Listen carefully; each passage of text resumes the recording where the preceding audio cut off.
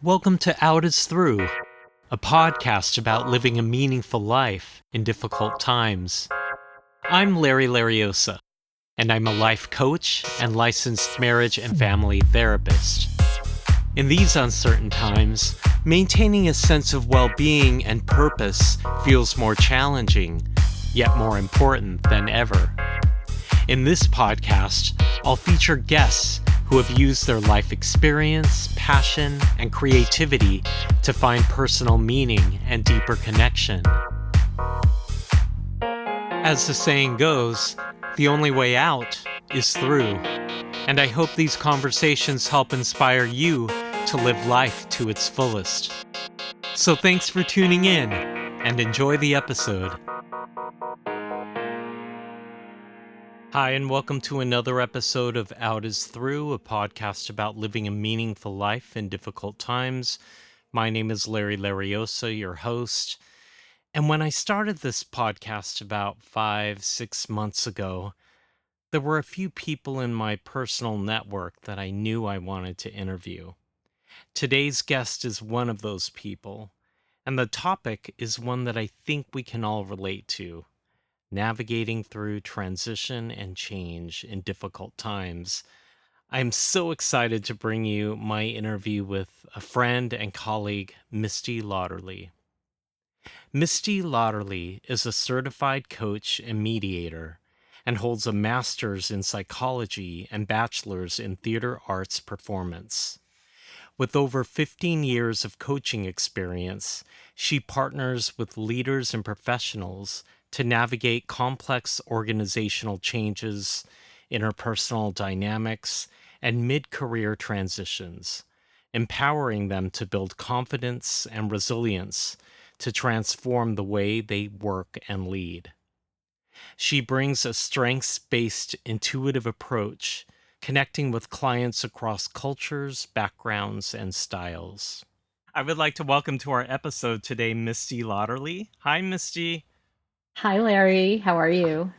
I am good, and I have been wanting to have you on this podcast for a long time. Full disclosure, Misty and I met while working at a major academic institution in the Bay Area, and we connected over a lot of things, but I've just always been impressed with your work. I've been somebody who's benefited from your coaching, from your support, from your friendship. And, when I was doing this podcast about living a meaningful life, I ran through a bunch of people that I've met throughout my life, and you were one of those names that was the obvious choice. So I am so happy you're here and in this conversation today.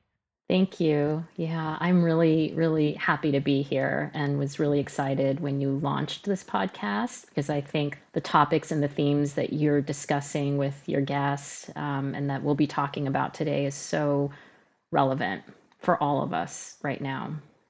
Yeah, yeah.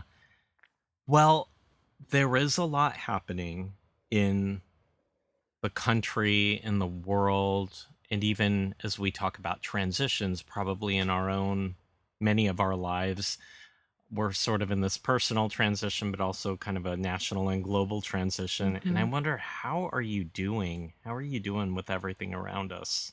Yeah, thanks for asking. It's a lot, like it is, I think, for everyone right now, globally, as you said, here in this country.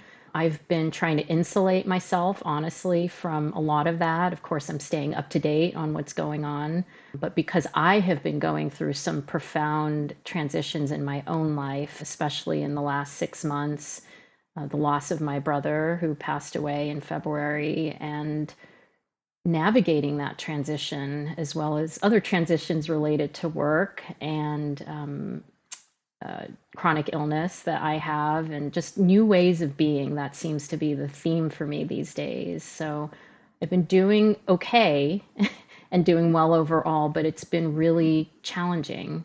And I'm going through a lot of transitions. And I know we'll be talking more about that today. Yeah. Thank you for sharing that.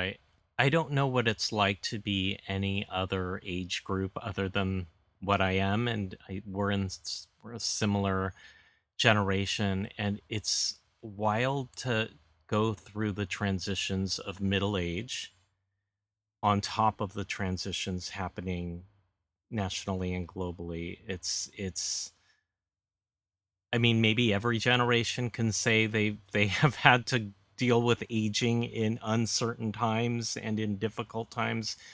But wow, it just seems like a lot of grief and a lot of change very quickly. The intensity of it. It's a lot. It is. And, you highlight a good point that while I think these changes feel like, oh my gosh, this is happening to me, this is happening to us. It really is, as I talk to my clients, as I meet people on the street and in various places, it seems like everyone's really going through something, and then especially in our age group in midlife. And this is also for the majority of my clients, or they're navigating these midlife transitions.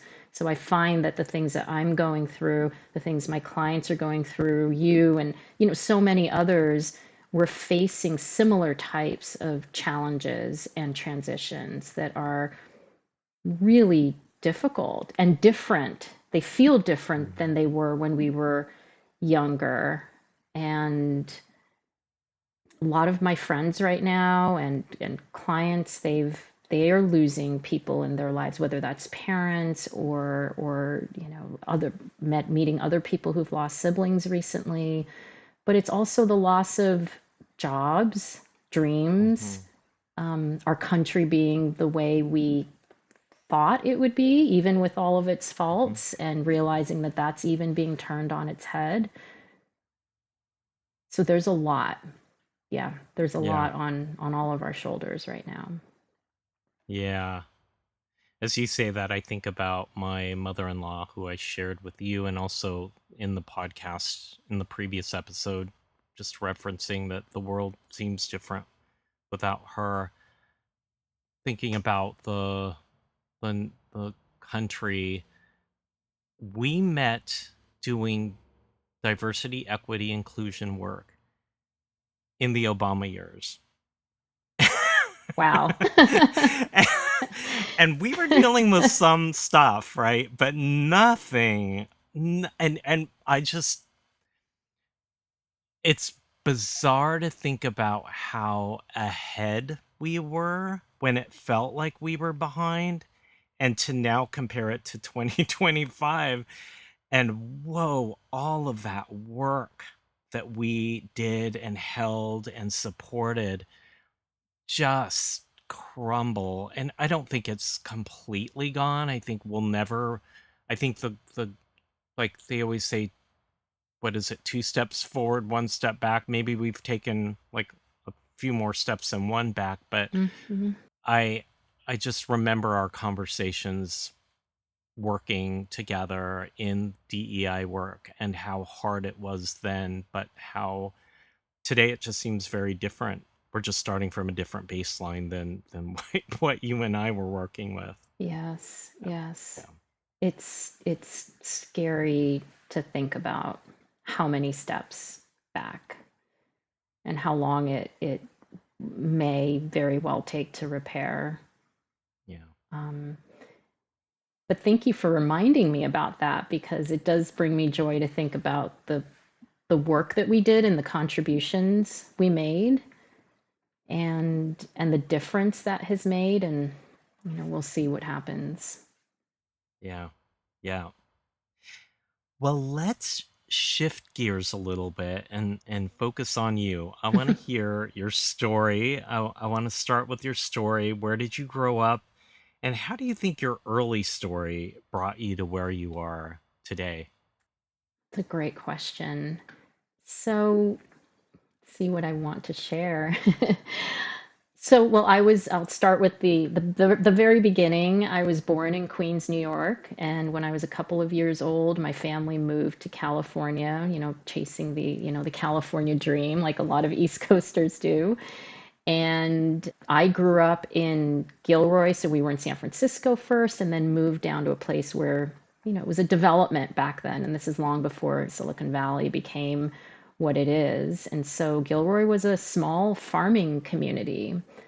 And there were, a few elementary schools, one junior high, one high school.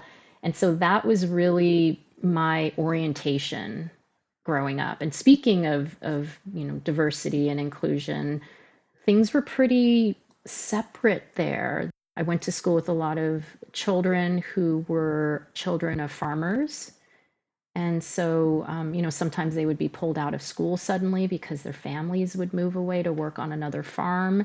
And then there were the kids who were with families who had been there for, a couple generations or had moved from somewhere else.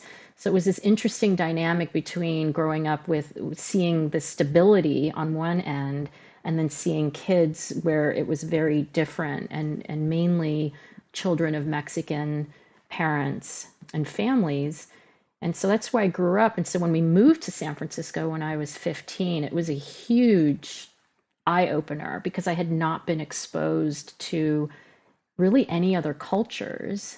And I come from a multicultural family. Father's Caucasian, Irish, German. My mother's from Trinidad. And so we were a unique family in the midst of all of that down in Gilroy. And then moving to San Francisco was, wow, there's a lot going on up here. And so ultimately, it was a very, of course, difficult transition when you're in the middle of your freshman year in high school to make that kind of move. But we did. And I am, in the end, I'm grateful for it because it's landed me here in the Bay Area, where, further up north, where I prefer to be. And I think that was probably one of the most significant transitions up until that point in my life. It was traumatic making that move. And that's when I started to really tap into like what's going on inside of me, what makes me tick, what motivates me, how am I making this transition, even though I didn't really have the language for it back when I was in high school. But I became very interested in psychology and was a part of the peer resource center at my high school to help other kids, my peers, who were going through difficult times. And so there were elements of what I do now showing up back then. And that's also when I got heavily involved. I had a dance background, mainly ballet, for most of my life since I was about 5 years old. But when I moved to San Francisco, that's when I started doing theater in high school. And it was the best. And then I went on and also majored in that in college. But I would say those early experiences kind of gave me glimpses of the work that I would do in the future, which would be very heavily focused on transitions and the psychology behind that. How do we move through change? What motivates us? It's really difficult to change our behaviors and our perspectives. And so that's what I would say, those are the early experiences that shaped me. And then of course as I got older and then found myself being drawn to recruiting and retention and basically people work. And that's when I realized, I really love working with people and the piece around developing and what makes people tick. That was something that I really enjoyed. We share so much in common, the psychology piece and the wanting to be of service and finding meaning and connection through that. And we were both theater kids. I mean, Mm-hmm. I think you took it to a much bigger level than I did, but That's all it takes. we were both theater kids, and I'm just curious like about that for you because we were both theater kids as brown people in oftentimes a not so brown, at the time especially, a not so brown community. And one thing I love about it is you do play characters and you are sort of like, you can get out of your life for a little bit, put on this character, have empathy for characters and see different parts of people. And I wonder if you can just say a little bit about how that world, how that might have helped you through and how that shaped you as a person. Yeah, that's a great question.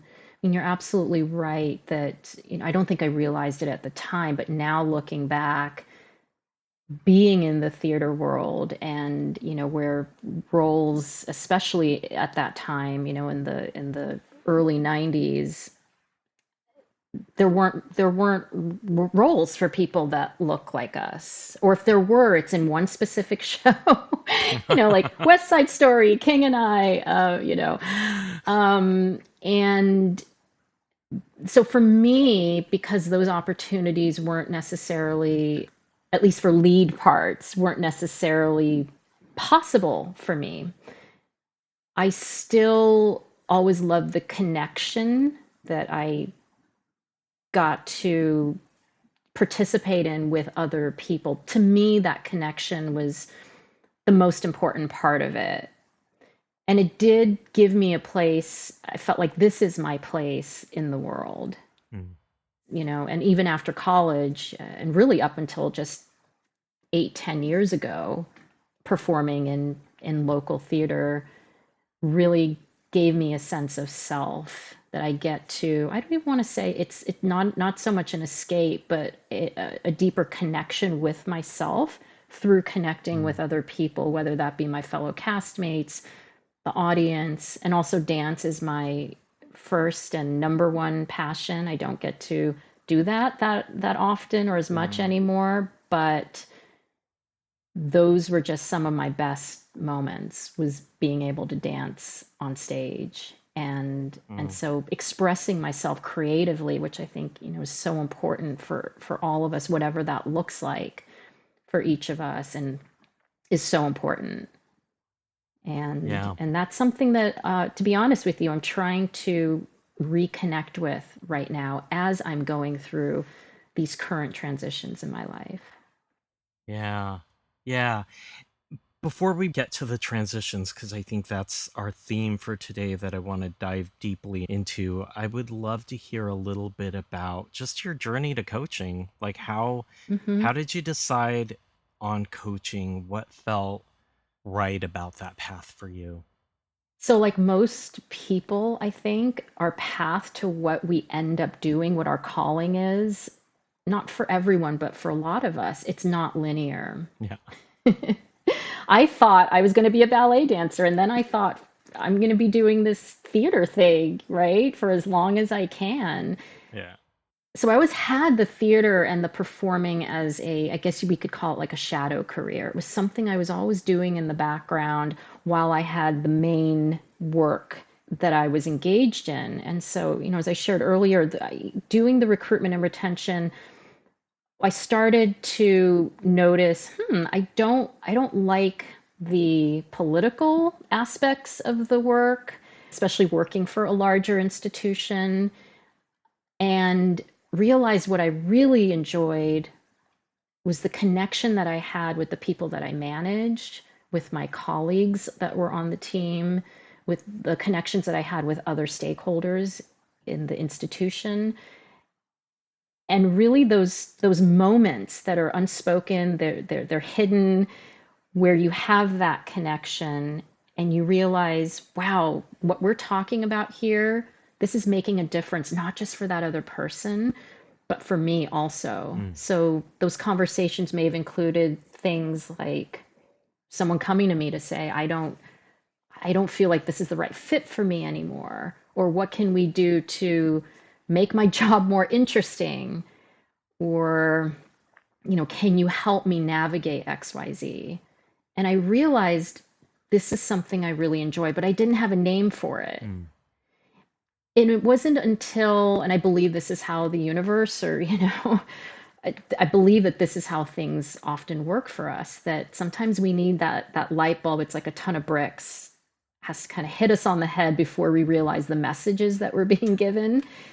And for me, that ton of bricks was that at the institution I was at, things happened that made me realize, wow, my values no longer align with what I see being played out Mm. here, right?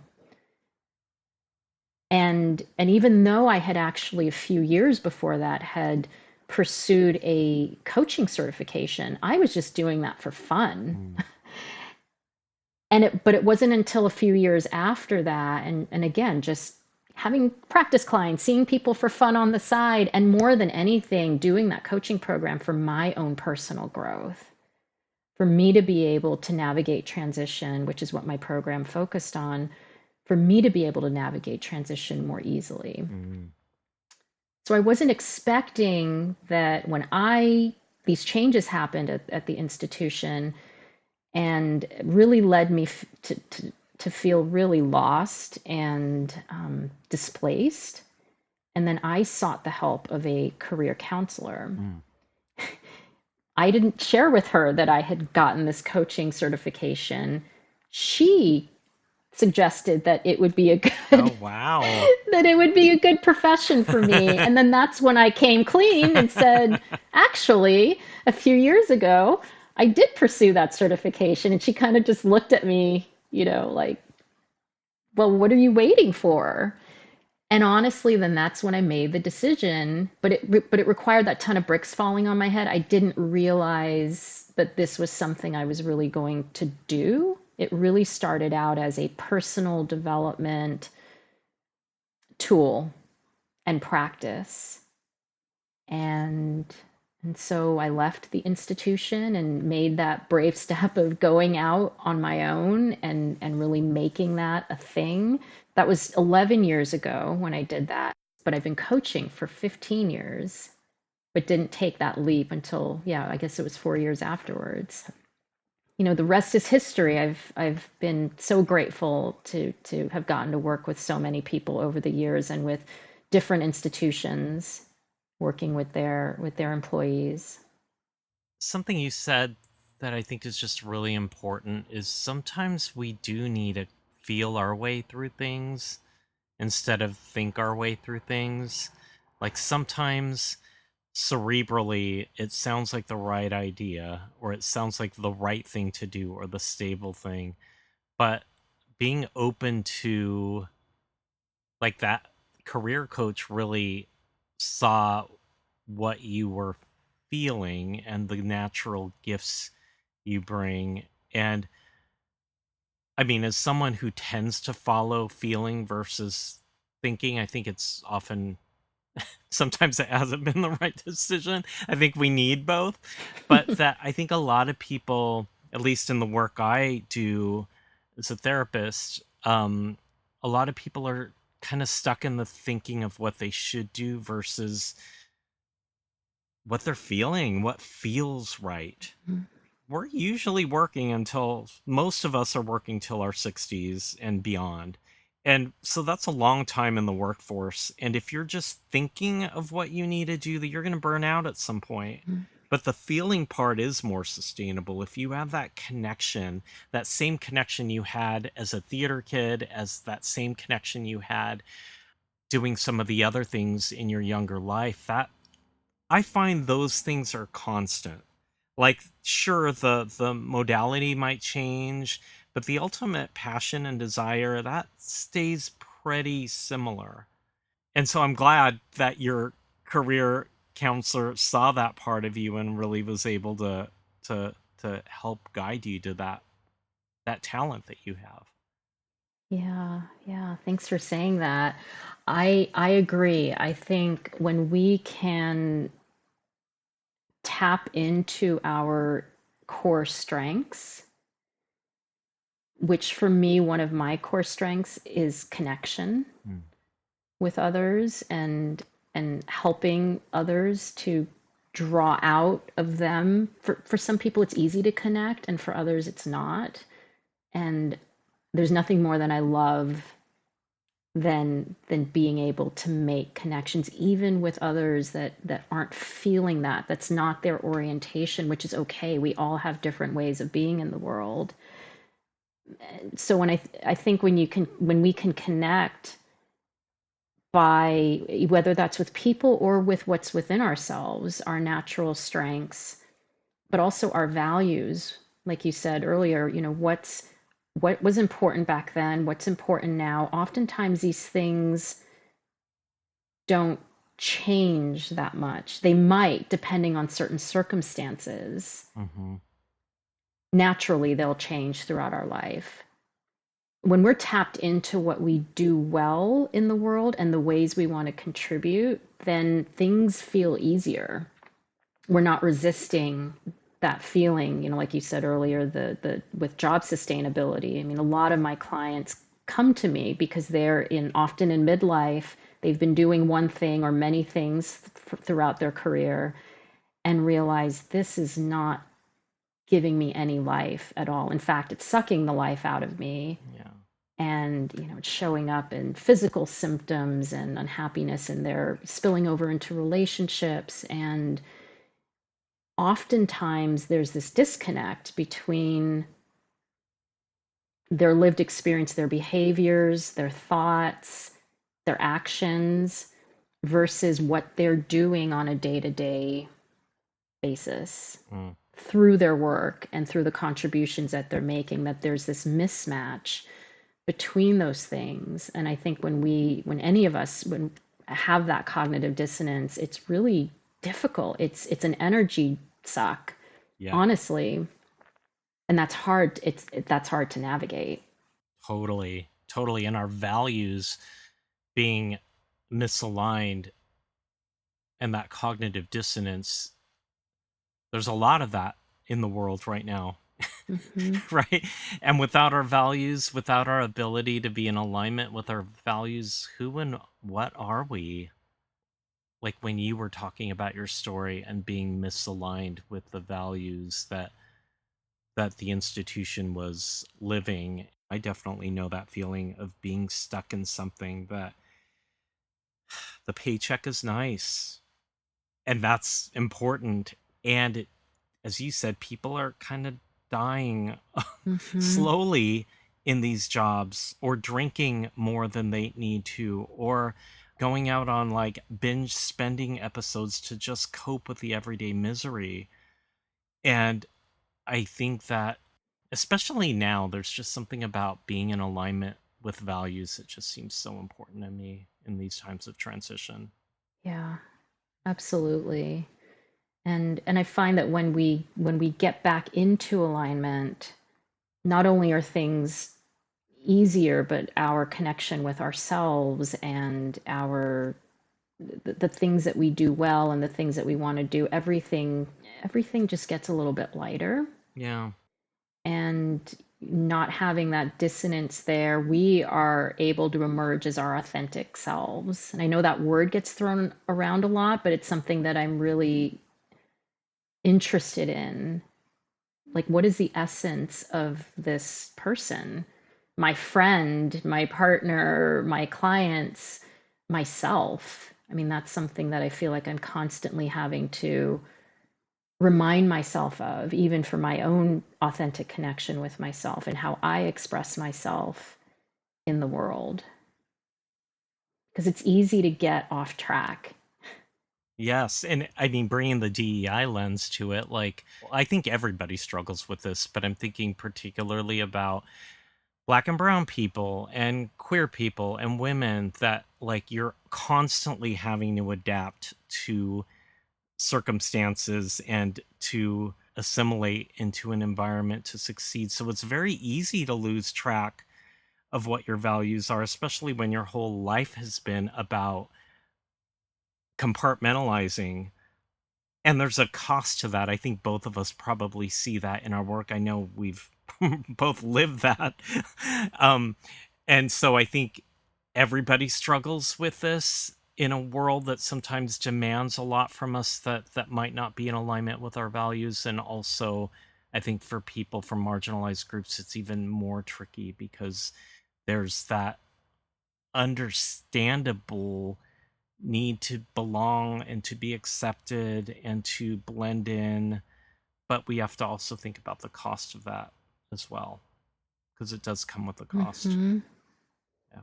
Absolutely. And I'm glad that you brought that up, Larry, because our how we identify whatever that is, all the different facets of our identity and identities is so relevant to our work, our relationships.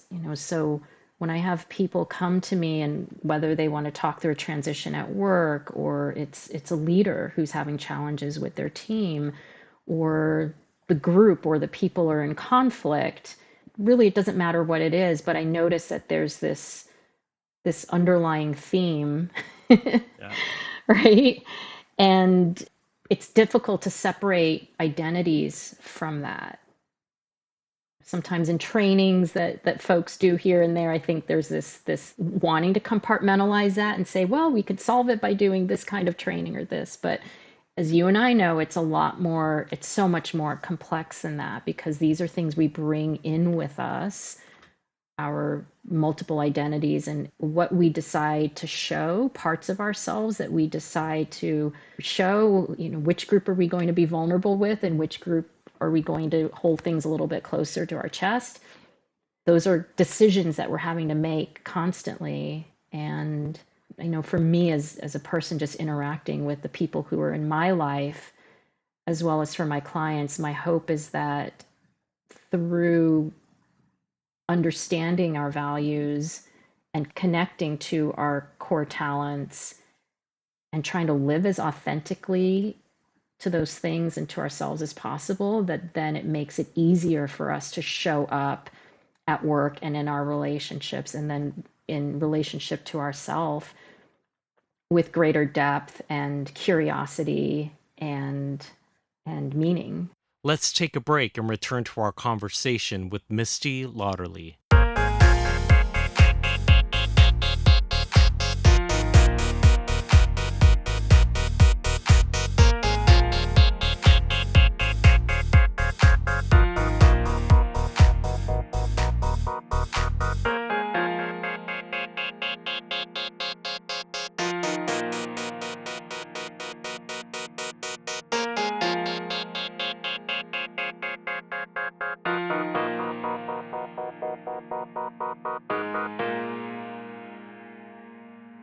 When I think of transitions, I don't think of positive feelings. So maybe you can help me feel a little bit more positive about it. I don't know, but and you do a lot in your coaching work. You do a lot of different types of coaching, but the common thread seems to be this idea of transitions. So can you share a little bit about what drew you to transition work in particular? And yeah, maybe we can start there. It was twofold, both that I've been, like we all do, go through these transitions. But in addition to that, noticing what people were coming to me for. So, again, one of these things where we're not sure where our life is going to take us. And somehow I notice this theme that even though people might be coming in with a job change and wanting help with that, or going through a divorce and wanting coaching around that, or something else, some big change, starting, leaving 20 years in tech and then wanting to move to Tahoe and open, a small mom and pop shop, all sorts of transitions. But what I started to notice is that there was this theme that underlying whatever the change was that someone was going through was really this deep level of fear and uncertainty. We don't like to be in the middle of the crosswalk, so to speak. We are on one side of the street and we see the other side of the street, and we just want to get across the street to that other destination as fast as possible, Mm. because it's so uncomfortable being there in the middle. And actually, I draw on William Bridges, who wrote this book, I think maybe almost 30 years ago now, but has a transition model called the William Bridges transition model. And it's very simple. It's that every transition actually begins with the end, with a loss. That could be the loss of a relationship, a job, a person, a sense of identity, you name it. But it starts with a loss. And I think, especially in our culture and in Western culture, we don't allow any time for that in between And so in his book, in William Bridges's book, he talks about the crosswalk. We never want to be caught in that crosswalk for too long. We really want to get to the other side as soon as possible. But that in between time is so important. And in our culture, whether we think about bereavement leave and how much time we have to grieve our loved ones or a pet, changing jobs, you name it, move, some people move from one relationship immediately into the next. We are not designed, again, especially in Western culture, to take the time to really sit in the discomfort of not knowing what's next. So I became really fascinated with this and started to apply it to both career and leadership because I was really curious to see if these models, and this goes back to, a lot of positive psychology and immunity to change and the 5 stages of change and all of that stuff, but really fascinated to see how those models apply for people in the workplace. And so that's really how I started on this whole transitions kick. And of course, as time has gone on, and I've been now coaching for 15 years, I myself have gone through really significant transitions. And like you said earlier, they are often not pleasant. They come to us usually because of a loss, a significant loss of some kind. And so I found that we have a choice when we're sitting on the precipice. We can either try to move to the other side of the street as fast as we can, but we miss out on, yes, the pain, the anguish, the fear, uncertainty, but also the richness that sits, that is the outcome of having sat in that place. Or we can sit in it, and as uncomfortable as it might be, I do believe, and I'm not just saying this from my clients, but really from my own personal experience of sitting in the muck, as they say, how painful that is, but also how necessary it is. So many thoughts running through my head as I reflect on everything you're saying. One is the concept of groundlessness in Buddhism. I can't remember the exact quote I'm referring to, but the general idea is that everything is impermanent and simply just being alive with all of life's ebbs and flows is being in groundlessness or transition. I think in this society that could be terrifying because as you say, we generally don't like the gray, but if we're alive and not dead, we're in transition. Wow. So that's one thought I had. And then the other thought I had was I took this grief workshop maybe a couple years ago, and this idea of a death walker, that Yes. when someone dies, there's like a transitionary period, and there's like, or when someone's about to die, that there used to be these people in societies that were death walkers that walked people from their state of life on this earth to a place of death, and how as a society we've kind of gotten rid of the death walker. Like I don't think that even I had never heard about it until I had gone to this training, and that we're just uncomfortable with that, to your point, and that doesn't have to be physical death. That is death of a dream, death of a loved one, death of a job, death of an idea, and that we Hmm. are so uncomfortable with it. I don't know if transition is the same thing as somebody moving the problem somewhere else. Like Hmm. in terms of maybe not a death, but like a job where they haven't really grieved what happened in the job, so they pick another job that's kind of more of a lateral move than actually, as we talked about, getting into your values, getting into your need for sustainability, getting into your core assets as a person. So I would love to kind of hear your ideas around that and what you see. Yeah. So, I mean, certainly I think that that happens. And I think that it can be moving immediately, whether it's a job, a relationship, or whatever it is, kind of immediately moving to that, getting to that next thing. I think it's both practical and it's also can be a distraction. right? A convenient distraction. And trust me, I am guilty of this myself. Even as of now, I'm talking to you today, going through many transitions, right? Major transitions right now in my life. And all I want to do is get to the other side. So, like, I am really walking this talk, trust me. Um, and so certainly I think it's both practical, it's distraction. You know, not everyone has the, and I'll say it, yes, a luxury, especially we live here in the Bay Area. It's not easy to take time off, say after you're transitioning from a job and you're thinking about what to do next.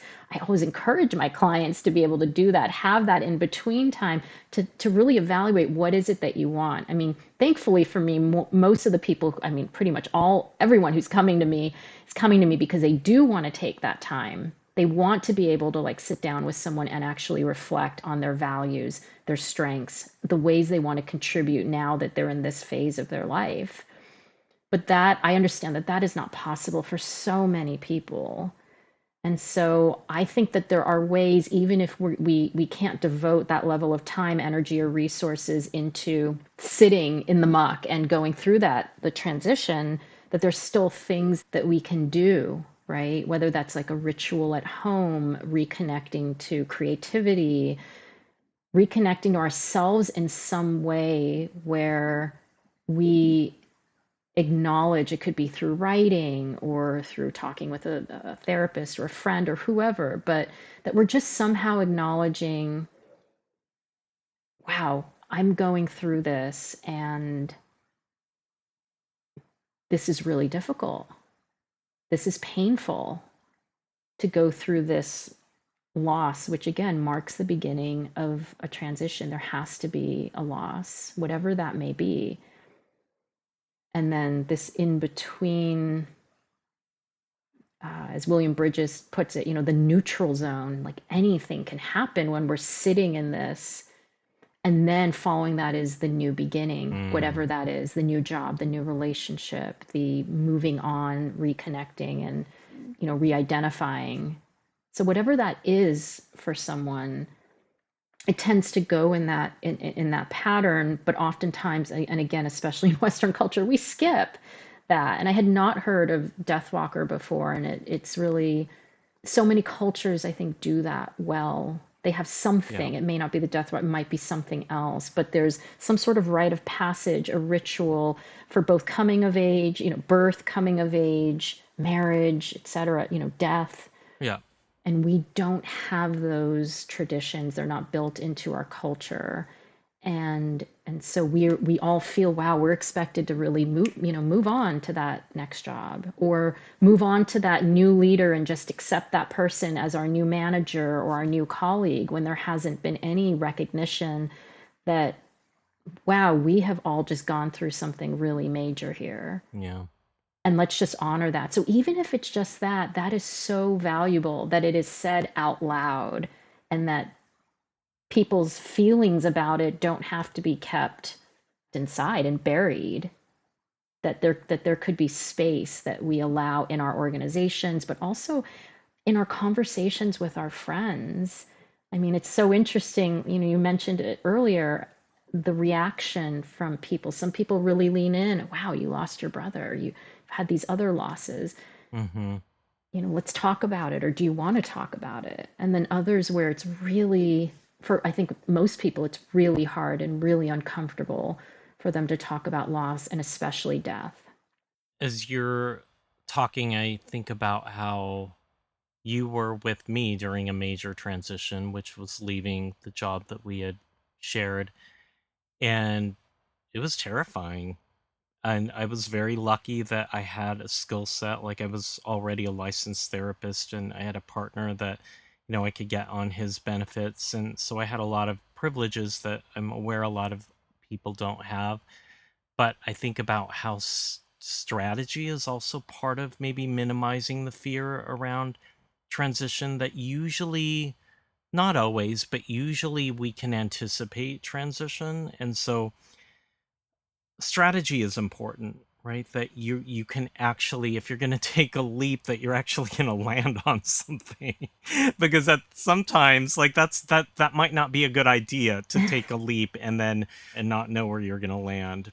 how that part of it is, I think, important, especially when you have a family or when you have these obligations that you can't get out of. Just because you're in that transition period for maybe a little bit longer doesn't mean it needs to be hell. Absolutely. And thank you for bringing that up. I think that's such a great point because we're feeling the fear a lot, and it's too difficult to even just see clearly. The amygdala is going crazy, right? Our Hmm. primitive fear based mind is taking over.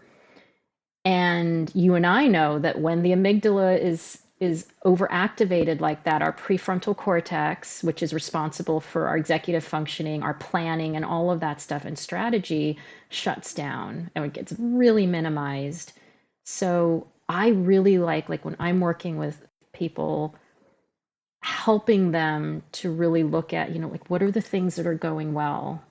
How can we leverage those things and your strengths and your values to come up with a plan that feels like that you feel confident about, even if you're hesitant in the beginning, but that you feel like, wow, I can take some practical steps with this plan that inevitably will change because we're all human and the best laid plans usually change. But just having that and going through the practice of doing that is so helpful because once we can calm the amygdala, then our creativity comes into play. Then we start brainstorming. We look at the plan and say, oh, wow, that's possible. This is possible. But in the absence of that, and it's just fear, even though I completely acknowledge that I mean, we do need to look at the fear. And maybe a lot of it is reframing too. And that can be very helpful. And having a plan is part of that reframing. And then that allows, when we have more creativity, that just allows for a level of problem solving the box that we feel like we're in when we're trying to just get out and we only see things as black or white, Hmm. that the creativity helps us to be able to problem solve outside of that box. Hmm. And then it becomes a feedback loop where we think, okay, this isn't as scary. Yes, these changes I'm going through, this is a lot. And look, I've got some semblance of a plan here, or there's something that I'm connecting with on a daily basis that is helping me move through this. Because these transitions don't last forever. But it's hard when we're in it. It really does feel like it's forever. Every day can feel like a struggle. I started with, gosh, transitions is like uncomfortable thing, but it actually can bring us closer to what our meaning and purpose is when planned well, and when you let yourself go through that, not just the feelings of it, but allow yourself to kind of do something to help with those feelings, like, going to therapy. Or for others it might be a complete reassessment of what are the goals and values that might be different than it was 15 years ago, like doing kind of an updated assessment of yourself, the person you are now, and how you've evolved over time. Yeah, exactly. I think the other side of the fear and the uncertainty is something that's really beautiful. It's resilience and the confidence that comes from the resilience that we build after going through these experiences. And of course, like most of us, it's not just one difficult experience or transition, it's many. And so when we don't acknowledge these transitions, I think they get compounded. And that's why I think a lot of people are carrying around a lot. I heard this analogy a while back. It was specifically related to grief, but I think it's relevant for certainly the grief for any type of loss. That there's a big rock or a big stone that's put into our backpacks, and every time one of these losses happen, here's another one. And if we don't take time to actually open the backpack and look at what's going on and kind of sit with it, and maybe even take some of these rocks out and say, thank you for helping me out. I don't need you anymore. Honoring them, setting them at the side of the riverbank or wherever, and then, closing your backpack and being on your way a little bit lighter. Mm-hmm. I loved that analogy because I thought, wow, yeah, I've been carrying around like a lot of rocks in my backpack, and so are so many other people. But I think when we give ourselves that time, like you said, we open up to something. And it's so hard to describe, but because I've been really going through this after the loss of my brother in the last 6 months, this opening, this level of vulnerability that you get shattered wide open when you lose someone that you love so much. And and it is an opportunity. We can either close up, and that's of course what we all want to do when we're going through these losses.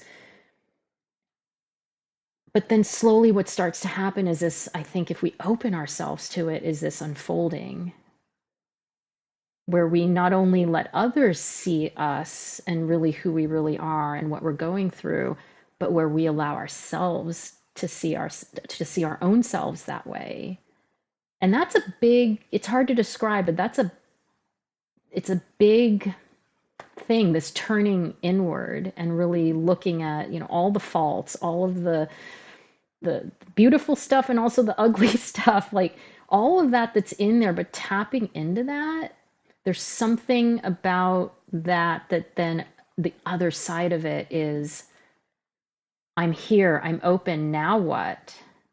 And I know for me that has it was this big aha moment I had about a couple months ago. Oh my gosh, I've lost my connection with my people, with creativity. I hadn't realized that had been happening for quite a few years now, I think. And it was so unexpected the way it happened, too. I think if we're willing to sit in that place, sooner or later something becomes alive in us that either wasn't there before or gets reawakened. Yeah, I mean, it's kind of the title of my podcast. The only way out is through, right? I also wonder, like, just kind of what's happening nationally and in the world, how all of this, because we are going through a transition. It's everywhere. There's no shortage of things are constantly changing and unfolding, and I think that's the fact that we know that this is the case, right? We can, I'm hoping, demystify for ourselves and for anyone listening to this, and think about how we can normalize this both for ourselves and for the people that we're in our circles. It's okay to talk about it. In fact, I think it's exactly what's needed.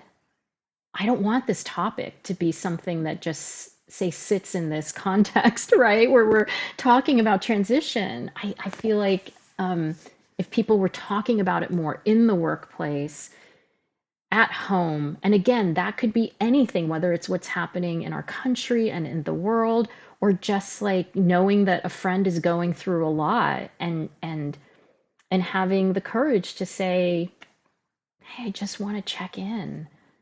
How is this going for you? How are you feeling?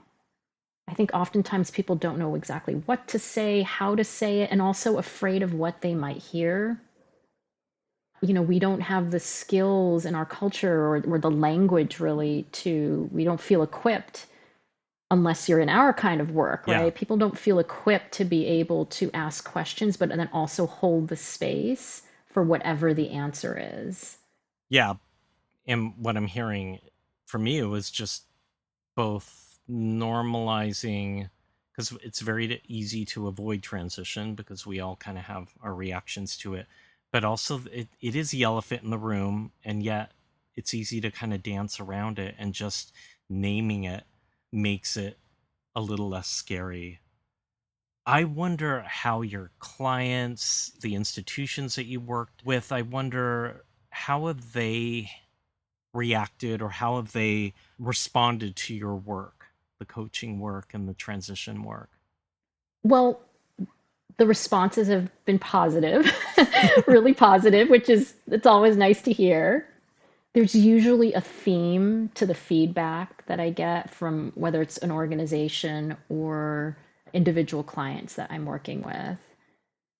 And that is number one, that I've made the process less scary, Mm.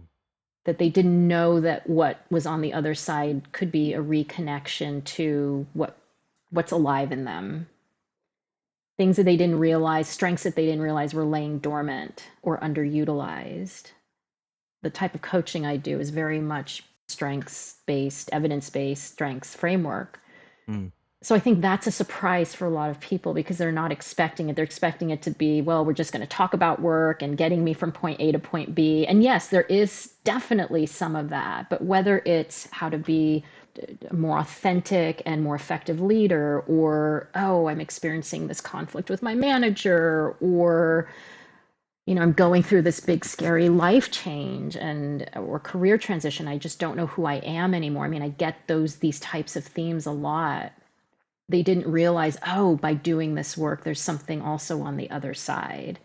I had no idea I was really great at this. I had no idea I wanted to contribute in the world in this way. So it's this unique, I think it's the unique combination that I'm bringing, which is both the practical business sense to the coaching, but also extremely human centered, strengths based, identity based, also learning styles based. It's I weave in a lot of different things that I think really help people regardless of what the thing is that they're facing, the challenge, or who they are and what they bring into it, that they feel like there's a feeling of safety and that they are working with someone who really gets them. I can see that. I can feel that.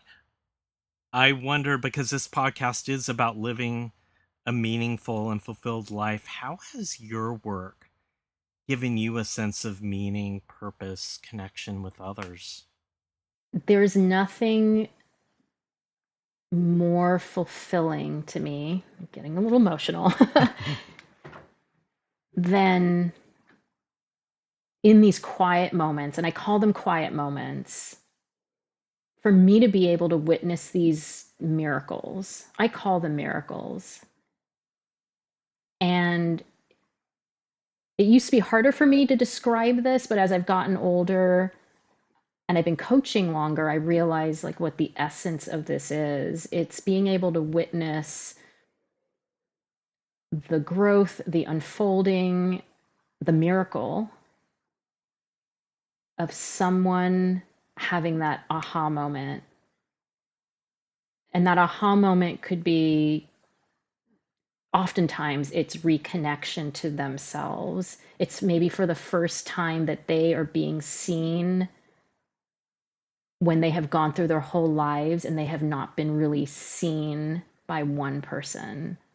So this sense that someone really gets them, and it can be so profound. And then the changes that happen after that. So I work a lot with folks on behavior change. Now that you've had this aha moment, well, how do we actually change behaviors? It's not easy.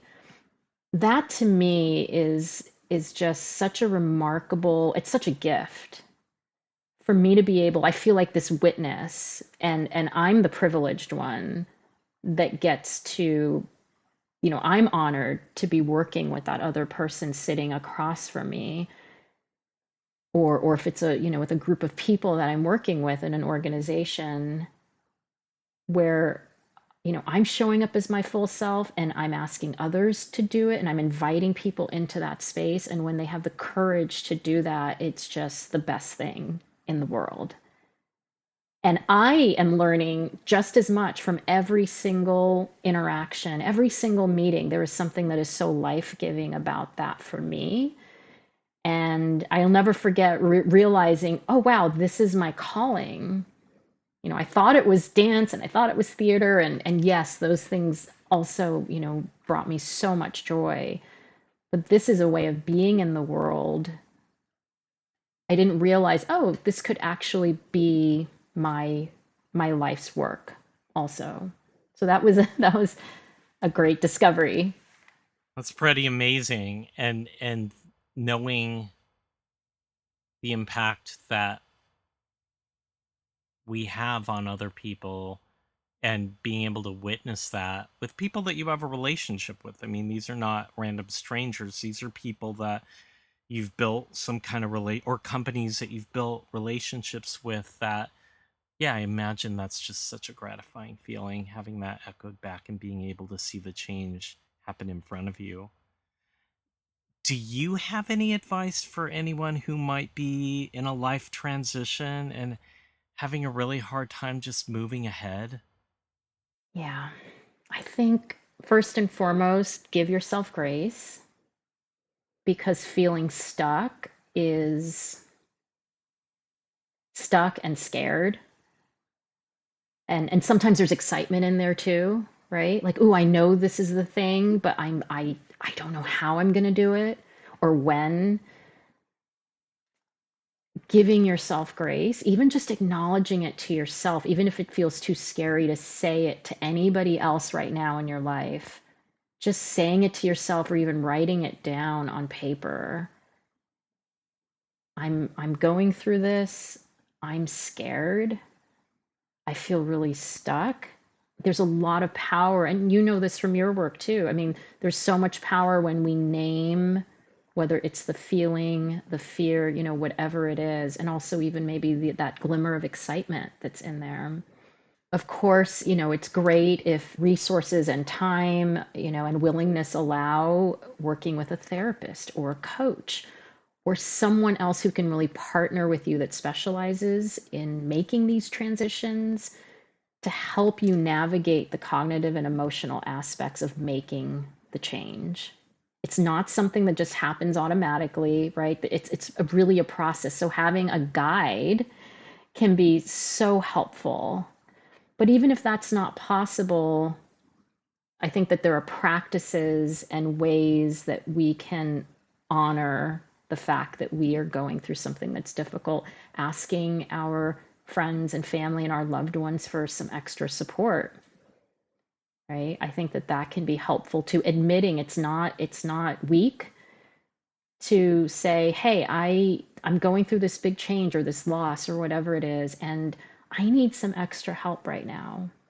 There's nothing wrong with that. In fact, that's a very vulnerable and courageous thing to do, is to be able to ask for that support, right? Because sometimes people don't know. They sense something's going on and they're not quite sure. So it's absolutely okay to ask for help. And my last piece of guidance would be reconnect, and this is something that everyone can do today. Reconnect with a part of you or something in you, whether that it's creative or technical, whatever that thing is. Maybe it was a thing you did when you were 10 years old and you haven't touched it since. And there's science behind this. When we reconnect with things that bring us joy, when we reconnect with our strengths, parts of the brain light up. And when we're flooded with these positive feelings, and it takes 3 positive things to happen for every one negative thing, right? Again, this is all science, right? You can see how things start to get imbalanced there. And so, I mean, it's a simple but really powerful thing that we can all do. I am talking to myself just as much as I'm talking to everyone else right now, because I am really trying to make an effort every day to reconnect with something that brings me joy and also sparks that creativity, just to get those parts of the brain out of that fear mode and into something that helps us to feel whole and connected and who we really are.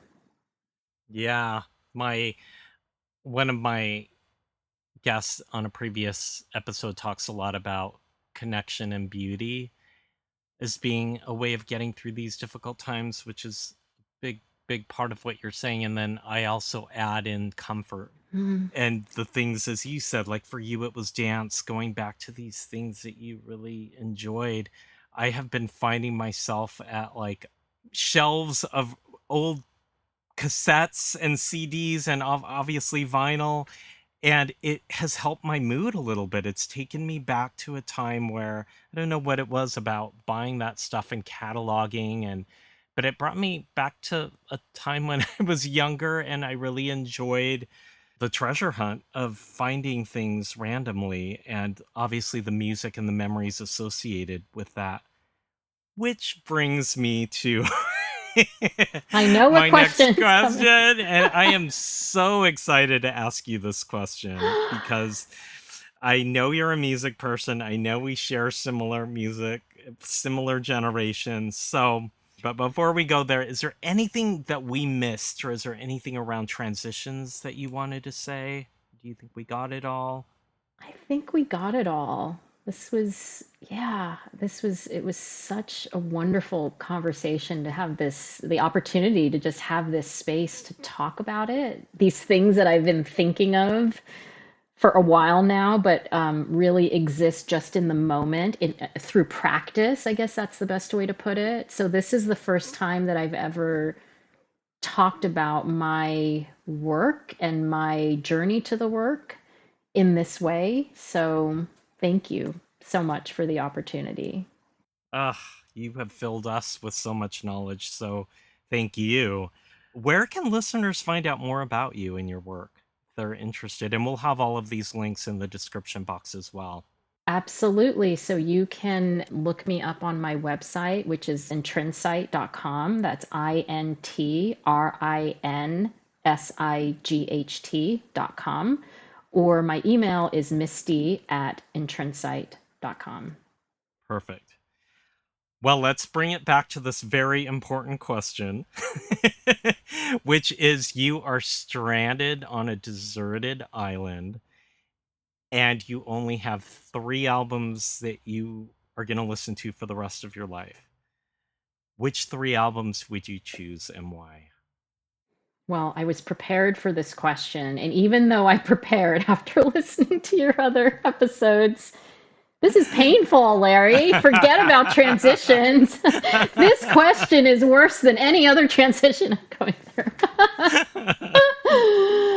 So many good options out there. Well, and I have to preface this by saying I think it's so difficult for all of your guests and for the guests that'll come after me as well, because, and we all know this, that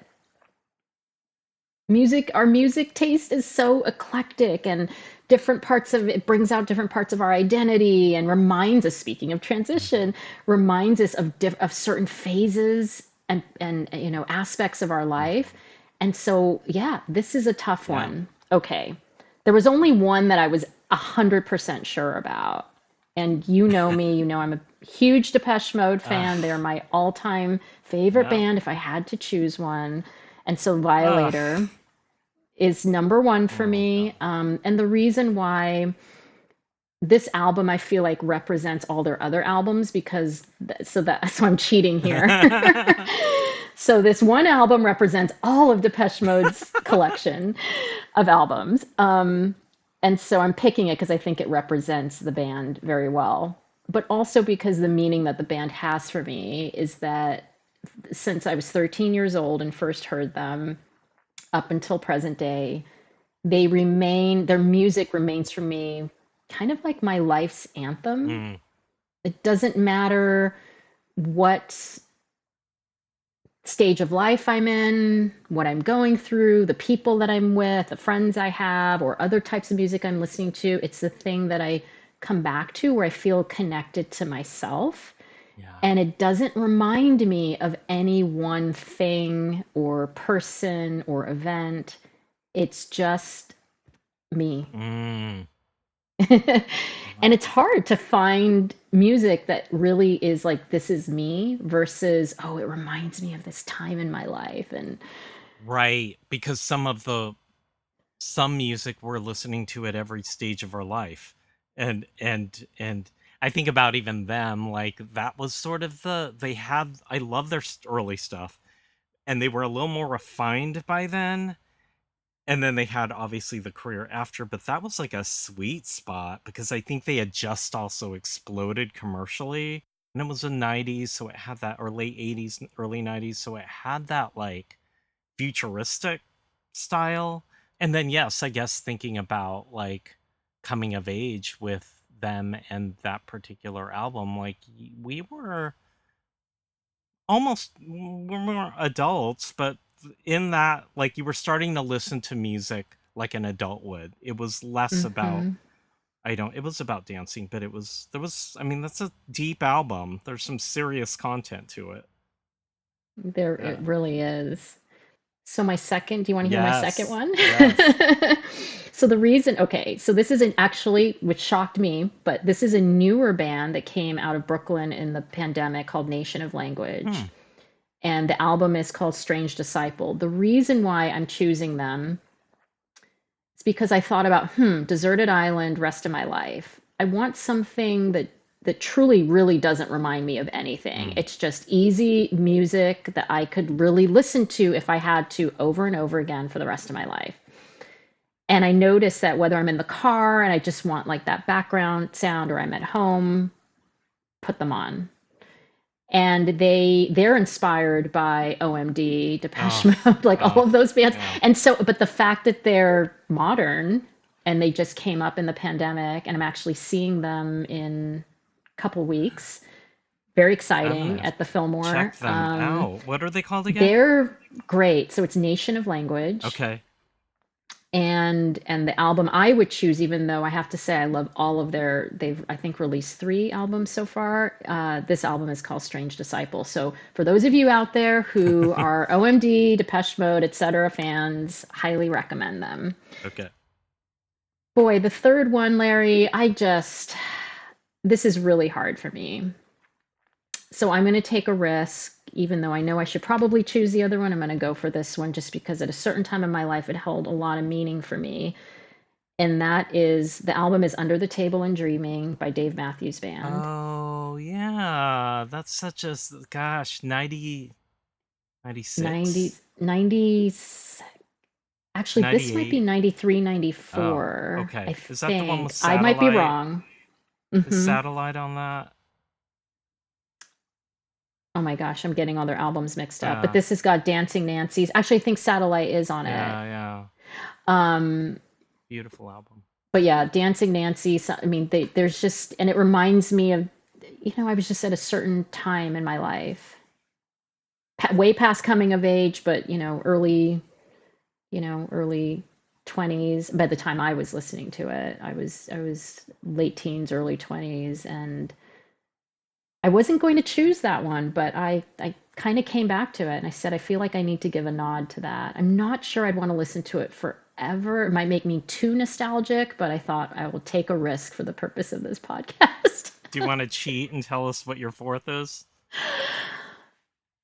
They're too many that would take Yeah. the slot. It Yeah. would be like some compilation of like musical theater, like Yeah. the best of type of thing.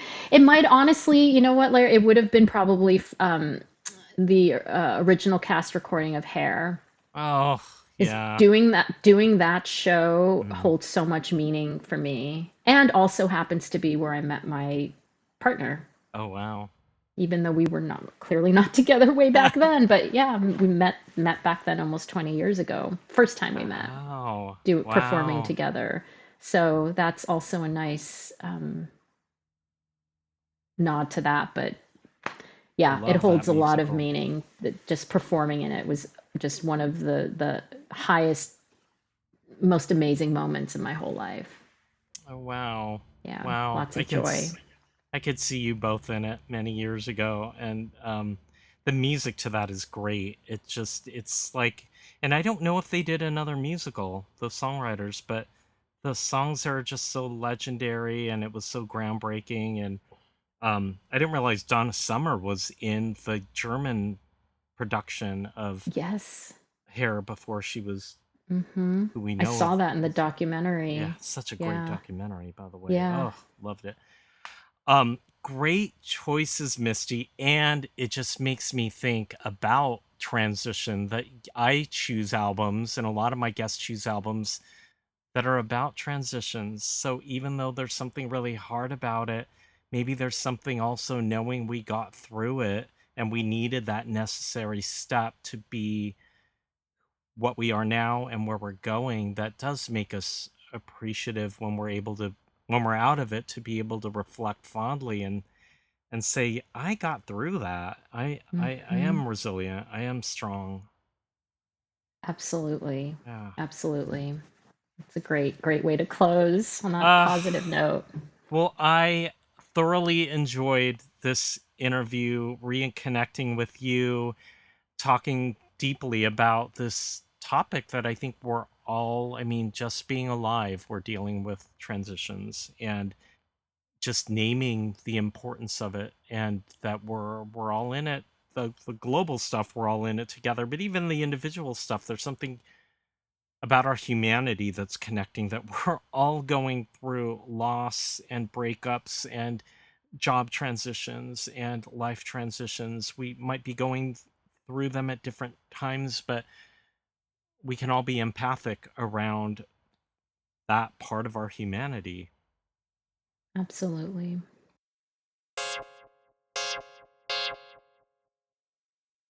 What a great conversation with Misty about the meaning of transition and change. I appreciated hearing her personal story that led her to this work, and how she's committed to the process in her own life to help guide the work she does with her clients. Our conversation really speaks to the title of this podcast, that the only way out of something difficult is going through the process, and that by doing so, meaning and purpose can naturally arise. For me, I found our talk extremely insightful in these difficult times as I navigate my own personal transitions. I hope this episode did the same for you. Thanks again for listening to Out is Through. Until next time.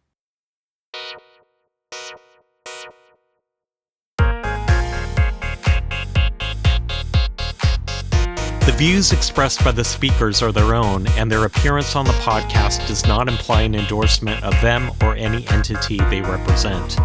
Out is Through is a podcast for entertainment and educational purposes only. It's not a substitute for medical advice, diagnosis, or treatment. If you are in need of support, please seek out a licensed mental health professional in your area.